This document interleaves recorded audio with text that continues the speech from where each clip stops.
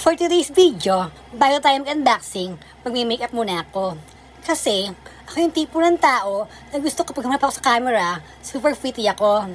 Dahil sa panahon ngayon, maraming mo pang lait, maraming mo pang kuna. Or in short, madaming bashers.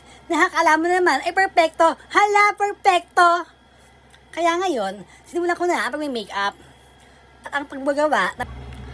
At pagkatapos niyan, nag-illustrate ako. Nag-blush on, nag-eyeshadow, nag-lipstick, at na kung ano-ano pa. Iniisip ko nga pala kung anong gagawin ko sa buhok ko. Kung itataras ko ba o ilulugay ko ba. Diyan, nag-blower muna ako. Nagpapatay ako ng hair gamit ang blower. Iniisip ko nga pala kung ano ang babagay. Kung nakalugay lang ba ako, nakapusod, nakatirintas, or nakawig. At pagkatapos nga niyan, nagbabango muna ako. Nag-lotion. Hala mo, tunay na artista. Hala, artista, pangarap mo lang yon. At yan nga, nahanap ko ang extension. Buti nahanap ko siya. Para iniisip ko, magiging plakado ito at pagmumukha akong shala-shala. At iyan, pinupusod ko na ang extension sa buhok ko. Hindi ako mapakali talaga. Napakahirap pa na walang glam team. Hala, glam team daw. Kaya ngayon, sariling sikap muna ako. Sariling sikap ako, mag-ayos ang aking mukha.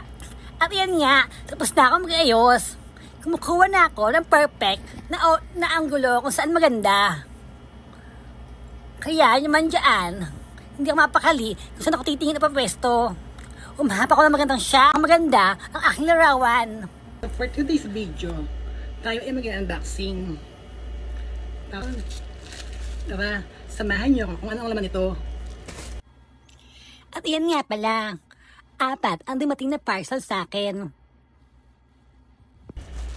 At iyan, sinimulan ko na magbukas. At iyan nga pala ang laman. Headband, may kasamang buhok. Kasi ngayon, nahihilig ako sa mga hair extensions. At iyan naman, at malawang parcel. Iyan, ang haba-haba niya. At ito ang pangatlo. Iyan, pang messy look siya. At ito naman ang huli. Iyan, yan ang aking parcel. 4 nga pala siya. At syempre, bago ka matulog, umawar muna ako sa salamin. And that's it for our today's video. Babush!